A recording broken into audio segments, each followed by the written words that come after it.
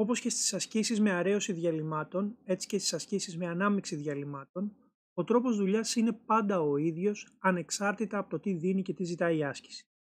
Πάντα ξεκινάμε κάνοντας ένα καλό σχήμα ώστε να γραφτούν αναλυτικά τα δεδομένα μας και στη συνέχεια ξεκινάμε να λύνουμε χρησιμοποιώντας τη συνθήκη ανάμειξης.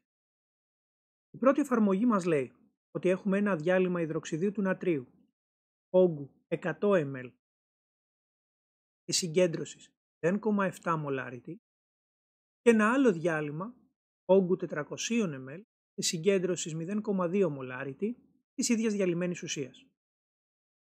Τα αναμειγνύουμε και θέλουμε να υπολογίσουμε ποια είναι η συγκέντρωση του διαλύματος που προκύπτει. Έχουμε λοιπόν το αρχικό διάλειμμα, το διάλειμμα Δ1, όπου διαλυμένη ουσία έχει το υδροξίδιο του νατρίου. Το αναμειγνύουμε με ένα δεύτερο διάλειμμα,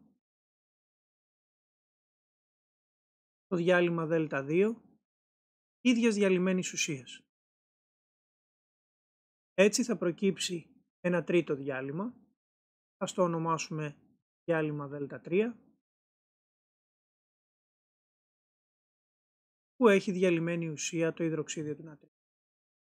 Κάτω από κάθε διάλειμμα γράφουμε τη συγκέντρωσή του, τον όγκο του, καθώς και τα μόλ της διαλυμένης ουσίας. Άρα σε 1 V1 1, σε 2 V2 2 και σε 3 V3 3. Ξαναδιαβάζουμε τα δεδομένα και τα καταγράφουμε στο σχήμα. Το πρώτο διάλειμμα έχει συγκέντρωση 0,7 μολάριτη και όγκο 100 ml, δηλαδή 0,1 λίτρα. Δεύτερο διάλειμμα έχει συγκέντρωση 0,2 μολάριτη και όγκο 400 ml, δηλαδή 0,4 λίτρα. Η συγκέντρωση του τρίτου διαλύματος την ψάχνουμε. Ο όγκος όμως του τρίτου διαλύματος θα προκύψει από το άθροισμα των όγκων των δύο διαλυμάτων, θα είναι 0,5 λίτρα. Που καταγράψουμε λοιπόν τα δεδομένα μας, ξεκινάμε κατευθείαν με τη σχέση που είναι η συνθήκη ανάμειξης. Δηλαδή, ότι τα τελικά μολ προκύπτουν αν προσθέσουμε τα μολ των δύο διαλυμάτων που έχουμε αναμίξει. Στη συνέχεια αντικαθιστούμε τον τύπο των μολ με τη συγκέντρωση, δηλαδή τον I3 θα το αντικαταστήσουμε με C3 επί V3, τον I1 με C1 επί V1 και τον I2 με C2 επί V2. Πάντα κάνουμε αυτά τα βήματα με αυτή τη σειρά. Τώρα αντικαθιστούμε ό,τι γνωρίζουμε. Το C3 δεν το γνωρίζουμε, αλλά είναι το ζητούμενό μας. Το V3 βλέπουμε ότι είναι 0,5 λίτρα, το C1 0,7 και το V1 0,1, το C2 0,2, το V2 0,4. Έτσι έχει δημιουργηθεί μια εξίσωση με μόνο άγνωστο το C3 που είναι το ζητούμενό μας.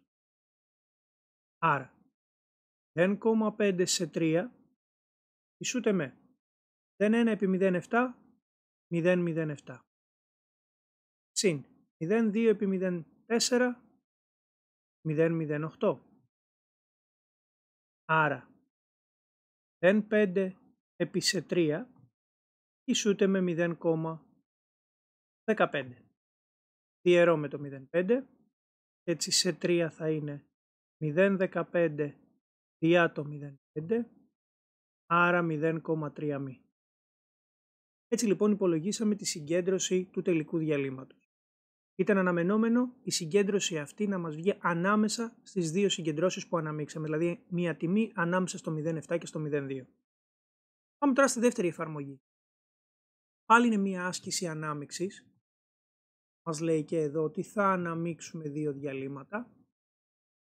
Μας ζητά όμως εδώ την αναλογία των όγκων με την οποία πρέπει να αναμίξουμε τα δύο αυτά διαλύματα, γνωστών συγκεντρώσεων 0,2 μη και 0,8 μη αντίστοιχα, ώστε να προκύψει ένα τελικό διάλειμμα με συγκέντρωση 0,6 μη.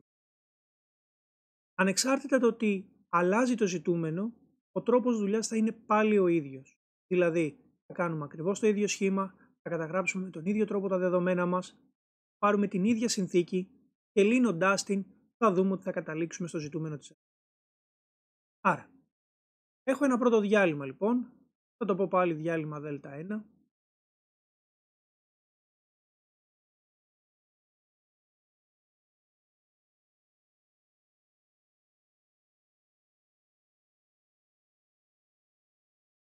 οποίο έχει πάλι για διαλυμένη ουσία το υδροξίδιο του νατρίου. Το αναμειγνύω με ένα δεύτερο διάλειμμα. Θα το πούμε διάλειμμα Δ2, με διαλυμένη ουσία επίσης το υδροξίδιο του νατρίου. Έτσι θα προκύψει τρίτο διάλειμμα, το διάλειμμα Δ3, με διαλυμένη ουσία το υδροξίδιο του νατρίου. Κάτω από κάθε διάλειμμα συγκέντρωση όγκο και μολ διαλυμένης ουσίας.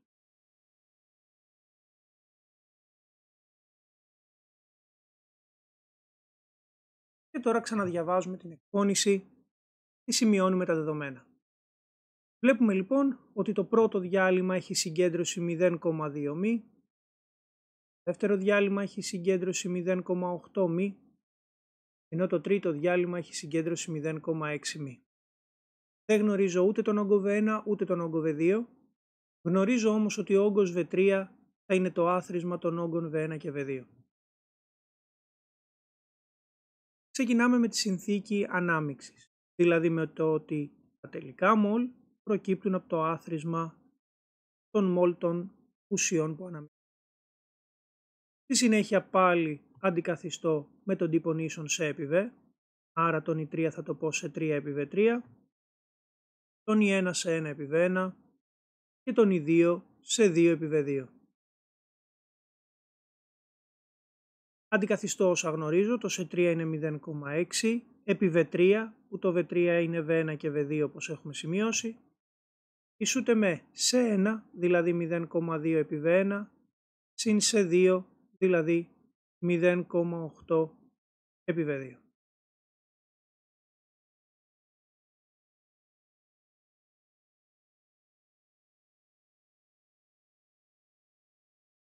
Λύνω τώρα την εξίσωση αυτή, ορίζοντας ουσιαστικά το V1 και το V2. Δηλαδή έχω 0,6 V1 συν 0,6 V2 ισούται με 0,2 V1 συν 0,8 V2.